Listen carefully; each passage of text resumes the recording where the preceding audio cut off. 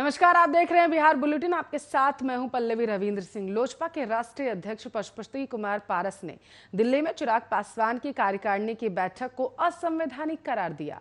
चिराग पर पलटवार करते हुए पारस ने कहा है कि लोजपा की राष्ट्रीय कार्य समिति की बैठक 17 जून को पटना में हो गई।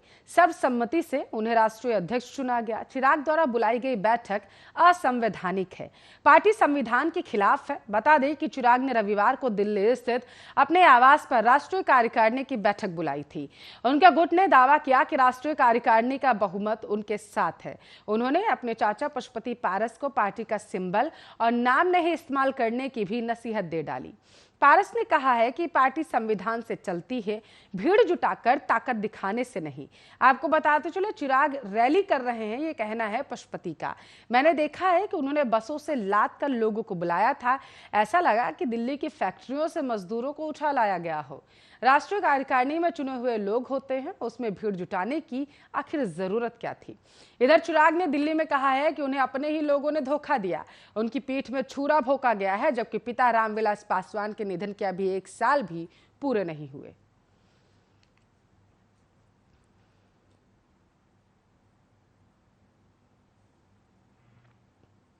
तो पार्टी के जागरूकता अभियान के तहत जदयू के राष्ट्रीय अध्यक्ष आरसीपी सिंह ने कार्यकर्ताओं से अपील की है कि वे कोरोना का डटकर मुकाबला करें।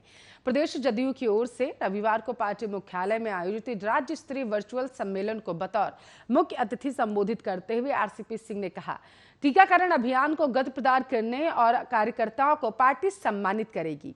कोरोना से बचाव का एकमात्र उपाय टीकाकरण ही है। कोरोना की संभावित तीसरी लहर की चर्चा करते हुए आरसीपी सिंह ने कहा, टीका हर तरीके से सुरक्षित है, इसको लेकर फैलाई जा रही अफवाहें पूरी तरीके से गलत हैं। उन्होंने पार्टी के सभी पदाधिकारियों से अपील करते हुए कहा है कि वे स्वयं टीका लगवाने की प्रतिज्ञा लें और पार्टी के बूथ स्तर तक के साथियों को अभियान से जोड़ें। उन्होंने कहा है कि कोरोना संकट की इस घड़ी में मुख्यमंत्री नीतीश कुमार ने कितना बेहतरीन काम किया है, उनके प्रति हम सभी आभारी हैं।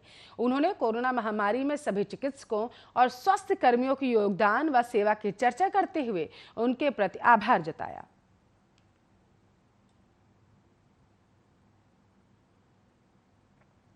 तो बिहार में लोक जनशक्ति पार्टी के भीतर मचा सियासी संग्राम अभी खत्म भी नहीं हुआ था कि पशुपति पारस के साथ अन्य सभी सांसदों ने मिलकर पार्टी पर कब्जा कर लिया है।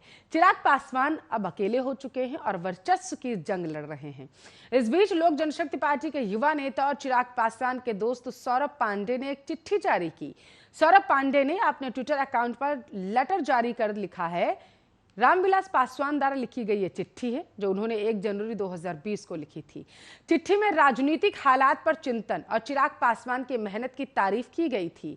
दोनों को आगे बढ़कर पार्टी के लिए काम करने के लिए कहा गया था।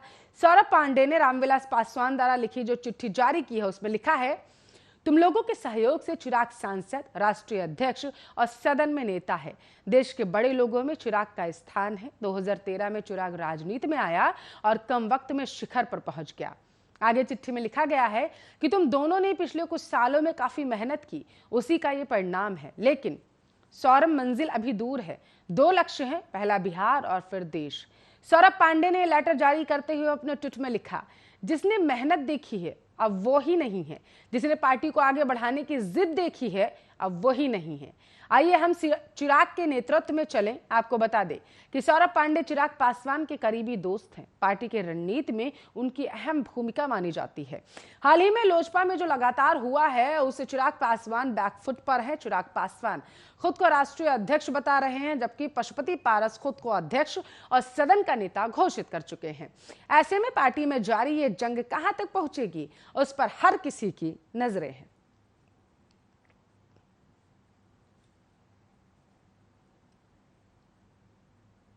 तो बिहार में प्रेम प्रसंग के चक्कर में 2 लोगों पर ताबड़तोड़ फायरिंग की गई है। दोनों पीड़ितों को अस्पताल में भर्ती कराया गया है, जहां जिंदगी और मौत की जंग ये लड़ रहे हैं।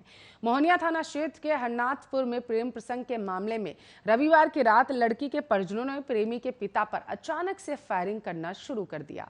इस घटना में लड़के का पिता और उनके बचाने आया एक युवक घायल हो गया। परिजनों का आरोप है कि लड़की पक्ष से उसके पिता और भाई ने 5 गोलियां चलाई और वहां से फरार हो गया।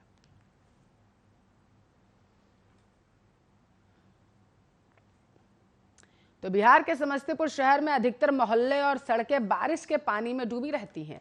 कुछ दिनों से रुक रुक कर हो रही तेज बारिश का पानी शहरवासियों के घरों में घुस गया। शहर की कई मुख्य सड़कों पर 2 से 3 फीट पानी बह रहा है।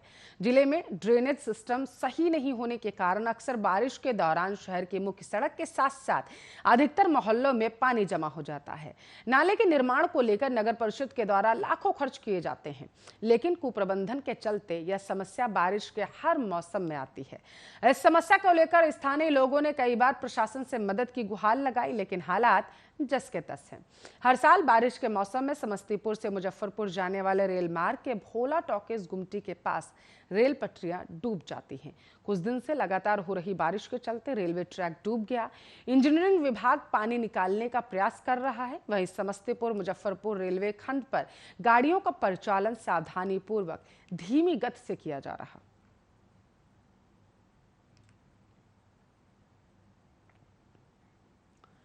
बिहार बुलेटिन में मुजफ्फरपुर का रुख करेंगे। आपको बताते चले, मुजफ्फरपुर से एक हैरान कर देने वाला मामला सामने आया है। शिवहर के डीएम और सज्जन पर उनकी पत्नी ने थाने में दहेज प्रताड़ना और घरेलू हिंसा का बेहद गंभीर आरोप लगाया। पुलिस ने एफआईआर में दहेज अधिनियम की धारा आईपीसी के तहत केस दर्ज कर लिया।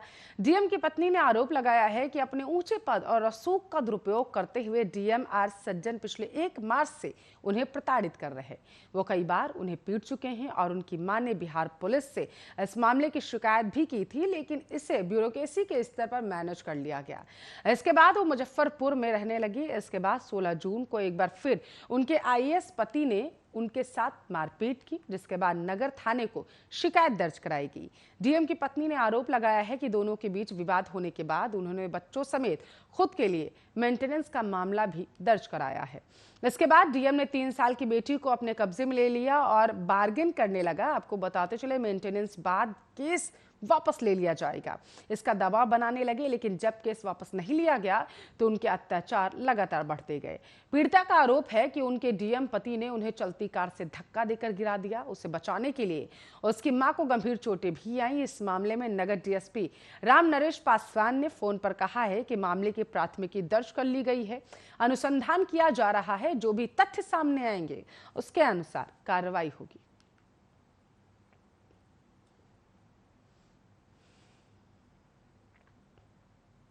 तो कोरोना से हुई मौतों के अस्पष्ट और अधूरे आंकड़ों को लेकर हाईकोर्ट की फटकार के बाद बिहार सरकार अब हरकत में आ चुकी है।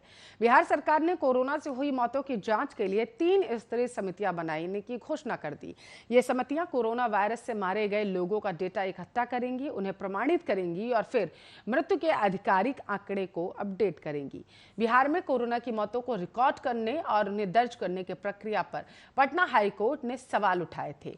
बिहार सरकार पहले ही एक बार कोरोना से हुई मौतों का आंकड़ा अपडेट कर चुकी है, जिससे राज्य में कोविड-19 से हुई कुल मौतों की संख्या 75% तक बढ़ गई थी। बिहार के प्रधान सचिव प्रत्यय अमृत ने इस बाबत एक पत्र जारी किया। यह पत्र सभी जिलाधिकारियों, सिविल सर्जन को भेजा गया। सभी मेडिकल कॉलेजों के प्रमुखों को भी ये जानकारी दी गई। ये सभी कोविड से हुई हर मौतों को प्रमाणित करने के साथ आंकड़े को अपडेट करेंगे। इसमें से आधे से ज्यादा 62% की बढ़ोतरी इस साल मई में दर्ज की गई थी।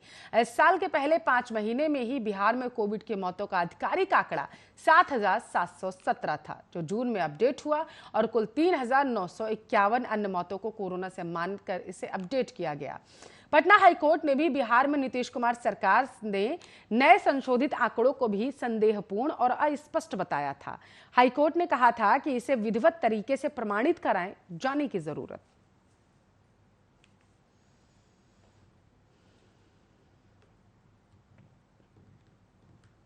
तो देश में 2 बच्चों की जनसंख्या नीति को लेकर एक बार फिर से सियासत गर्मा चुकी है। जहां असम और उत्तर प्रदेश जैसे राज्यों से जनसंख्या नियंत्रण कानून बनाने की चर्चा तेज है, तो बिहार से भी इस तरह के कानून बनाने की मांग अब शुरू हो चुकी है। इस मसले को लेकर केंद्रीय मंत्री गिरिराज सिंह ने अपने फेसबुक पेज पर लिखा है कि असम के माननीय मुख्यमंत्री ने जो बातें कही हैं वो कहीं ना कहीं देश हित में है। अगर किसी को बुरा लग रहा है तो शायद वो देश हित में नहीं सोच रहा। बढ़ती जनसंख्या अभिशाप बन गई है या हिंदुस्तान को जंजीर से जकड़ रही है। बिहार भाजपा के वरिष्ठ नेता और दीघा के विद्यालय सचिव विधायक संजीव चौरसिया कहते हैं कि बिहार जैसे राज्य जिसके पास संसाधन बहुत सीमित हैं और आबादी बहुत ज्यादा है। ऐसे में लोगों तक सरकारी योजनाओं का लाभ ज्यादा से ज्यादा पहुंचे। बिहार में जनसंख्या नियंत्रण कानून बनना चाहिए। अगर आबादी बढ़ती रही तो कई समस्याएं बढ़ सकती हैं। समय की मांग है कि बिहार में भी जनसंख्या नियंत्रण कानून बनना चाहिए। भाजपा के सहयोगी जेडीयू के नेता जनसंख्या नियंत्रण कानून के सवाल पर सीधा जवाब देने से बचने की कोशिश करते हैं। जेडीयू को लगता है कि इस मांग से एक खास धर्म विशेष के लोगों में प्रतिक्रिया हो सकती है।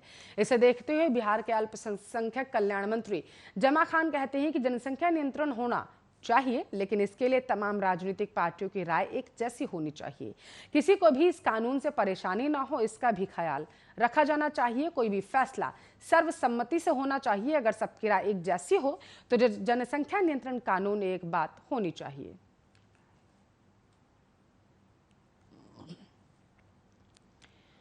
तो योग दिवस पर बिहार के डिप्टी सीएम तारकिशोर प्रसाद ने अपील की है कि साथ ही योग पर सियासत करने वालों पर उन्होंने निशाना भी साधा। उन्होंने कहा है कि इस पर अगर कोई सियासत करता है तो यह देश के लिए दुर्भाग्यपूर्ण है। देश की कुछ ऐसी विरासतें हैं जिन पर सियासत नहीं होनी चाहिए। इन सब चीजों पर कोई सियासत करता है तो हम अपील करेंगे कि आज के दिन इसका परित्याग कर दिया जाए। जो सियासत करते हैं उन्हें देश की चीजों को जानने की जरूरत है।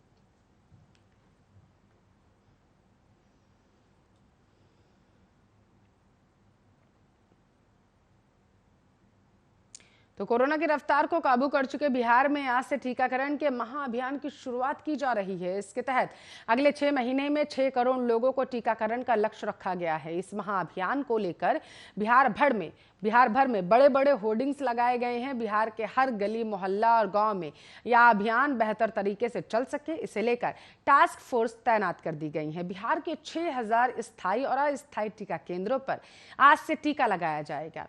इसकी शुरुआत सीएम नीतीश कुमार करेंगे। आपको बता चले, गृह राज्य मंत्री सह बीजेपी सांसद नित्यानंद राय ने भी वैक्सीन को लेकर कहा है कि पीएम नरेंद्र मोदी के लिए एक एक भारतीय का जिंदगी अमूल्य है। उन्होंने कहा कि प्रधानमंत्री नरेंद्र मोदी के द्वारा जो कदम उठाए गए उससे देश की जनता को लाभ मिला। अगर मोदी जी प्रधानमंत्री नहीं होते तो देश में क्या होता है, जिसकी कल्पना खुद करिएगा।